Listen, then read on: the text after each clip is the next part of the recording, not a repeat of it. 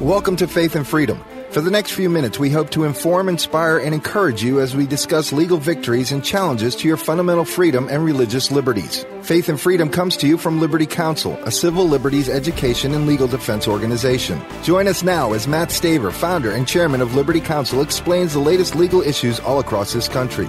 In the courtrooms of America, Liberty Counsel is winning the battle for your constitutional freedom. The Supreme Court decides to take up two cases regarding marriage, but they also could punt on the issue as well. Hi, I'm Matt Staver, founder and chairman of Liberty Counsel. Joining me is Matt Barber, vice president of Liberty Counsel Action. Matt, the two cases that the Supreme Court took up include the Federal Defense of Marriage Act that defines marriage as a union of one man and one woman for purposes of federal benefits and federal law.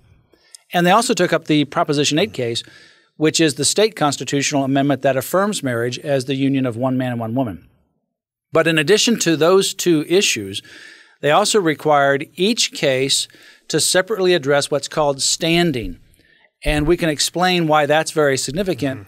But I think what they did is they gave themselves a safety valve, sort of an escape hatch, so that if either side decides that the cases are not going the way they want to, they could pull the plug and limit the impact of these cases by dismissing them based on what's called standing. Yeah, and if you reading the tea leaves here, there's some good news to walk away with, potentially, particularly on the Proposition 8 case. Homosexual activists were, I know, greatly disappointed that the Supreme Court decided to hear this case, because if they had not and left the Ninth Circuit decision to stand, then homosexual marriage would have become the law of the land in California. But the fact that they took it is good news. But I personally have given up trying to figure out where the U.S. Supreme Court is going to go on these issues or any other kinds of issues with a clear split between the court on these. Yeah, I think that there's certainly maybe four going one way and four going the other way, and who knows which way the fifth one would ultimately go in terms of the fifth vote. But when you're having an issue so widespread and impactful as the definition of marriage in a state constitution, you're always a little nervous about what the Supreme Court's going to do, because it could become the Roe versus Wade of marriage in our culture and society, and that could be a huge blow to the definition of family and marriage. But what they ultimately did is, in California, the trial court case level was where the Attorney General was involved with this challenge to the definition of marriage under the federal Constitution. After that particular decision, the Attorney General of California decided not to take it up on appeal. So the backers of Proposition 8, the ones that actually brought the initiative forward, asked for permission to take it up on appeal, and they appealed it up to the Federal Court of Appeals and eventually from there to the United States Supreme Court. The question is, do they have the right to do that? Mm-hmm. And if they don't have the right to do that, if they're knocked out because they have no standing, then the only level of court that remains is the trial court. And that is the Northern District of California. That includes San Francisco and up in those particular counties. So a third of California would be governed by this particular ruling. 2/3 would not, and it would have no impact outside of California. And the same thing happens in the Federal Defense of Marriage Act, because there you had the Attorney General for the United States defending at the trial court, and then when it got to the appeal, backing away, and that's when the U.S. House of Representatives asked for permission to be able to take it up on appeal, and they were granted authority to do that. And the question is, does the U.S. House have the ability to step in when the executive branch is not defending it and take it up to the court? Now, if that is knocked out, if the U.S. House doesn't have standing, then it's back down to the one trial court in the Southern District of New York, and that means New York City, Bronx, and some of those other areas in the southern, but the central and northern part of New York is unaffected. So you'd ultimately have the Northern District of California, the northern part of California, and the southern part of New York affected by these two different rulings. It would not have a very big impact. Well, then, in the large scheme of things, it's back to the drawing board, isn't it, in terms of where we stand on the at least how the court views the constitutionality of laws that maintain the age-old definition of marriage between a man and a woman. So really couldn't the Supreme Court, if they punt here, they could create mass chaos. Well, if they punted, they would never get to the ultimate ruling. Right. the merits of the case. And so just ultimately leave these two trial court decisions that would have very limited impact. In fact, we had a very similar situation when Liberty Counsel, on behalf of Thomas Road Baptist Church and Jerry Falwell, filed suit against the Commonwealth of Virginia over laws that went back to Thomas Jefferson that said churches could not incorporate, and that was part of the Virginia Constitution, and that churches could not own land or dispose of it or manage it or encumber it like anyone else. They had to get permission from the state and through the trial courts, and they only could own a certain amount of property.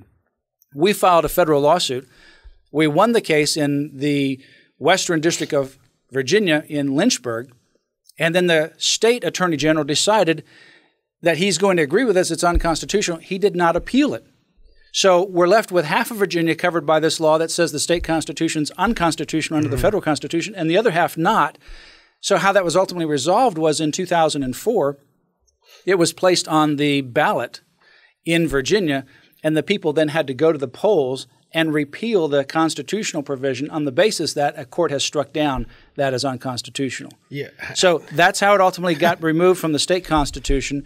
That's what you'd have to do in California. Yeah, I was going to say, how does that translate in California? I mean, where you could have a situation where if a homosexual duo entered into a so-called same-sex marriage in one county, moved to a county that the case did not cover, and then they would not be legally married.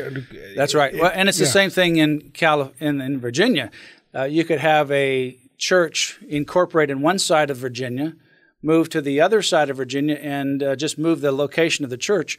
Could have been moved across county lines, for example. Yeah. Move the new church across county lines.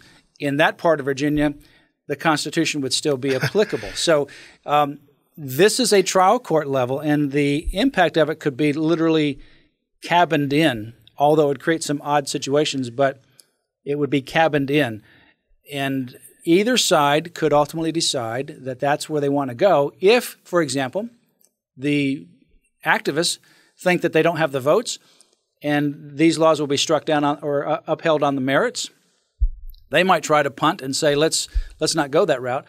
If the constitutionalists ultimately decide it may be going the wrong way, they could punt and ultimately limit the impact of this case. Well, we know that the homosexual activists did not want the U.S. Supreme Court to take a look at this case.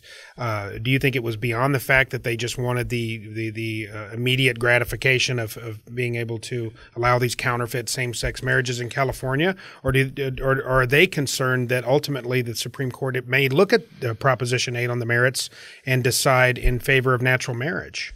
I think it's both. Obviously, if the Supreme Court didn't take the case, that would mean that the Court of Appeals level would have stood and all of California would have been affected, and Proposition 8 would have been overturned. Therefore, they could have started same-sex marriages within hours. On the other hand, I think they're concerned that the Supreme Court might ultimately agree that Proposition 8 is fine and that there's no constitutional provision that says you can't do this. And consequently, their battle is over because that then spreads it across the country. That's right. And their game is over with regards to the courts. The only thing left then would be through the political process. And they haven't been very good on that because you have 32 states that have actually passed these constitutional amendments.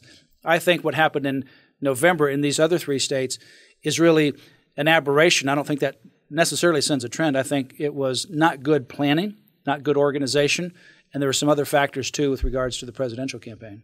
Yeah, well, it'll be interesting to see what they do with, Von Walker's finding of facts, the judge and the lower court and so forth. Just shoddy jurisprudence, to say the least. But it's going to be interesting to see where the U.S. Supreme Court goes with this, Matt. Well, it'll be interesting. We will certainly file briefs. Liberty Counsel will, on behalf of both the Proposition 8 case and also the federal definition of marriage case and the federal DOMA law. Continue to follow Liberty Counsel as we continue to advance religious freedom, the sanctity of human life, and the family through litigation, education, and through public policy. Go to our website, lc.org. You can also visit our new website, libertycounsel.org. That's libertycounsel.com, libertycounsel.com, and that links all of our different websites together. Remember, Liberty Counsel, especially at this time, at your year-end giving. We certainly covet your prayers, but also your financial support as well. All of these issues that we're involved with, whether it's these cases or others, we do at no cost to those that we represent. We couldn't do that without faithful supporters like you. We appreciate you standing with us in 2012 and looking forward to your continued partnership and faithfulness as we move forward in 2013. Go to Liberty Counsel's website, lc.org. You can make an online credit card contribution right there as well. You can also learn more about Liberty Counsel by going to that website today. It's lc.org. You have been listening to Faith and Freedom with Liberty Counsel. We hope that we have motivated you to stand up for your faith, family, and freedom. We can accomplish a lot when we work together. Get informed and get involved today. Sign up for our free monthly newsletter, The Liberator. We will send it out to you free of charge. Stay informed with our Liberty Alert email updates. Just click on the website at www.lc.org or call us at 1-800-671-1776. Tune in next time to learn more about your rights right here on Faith and Freedom.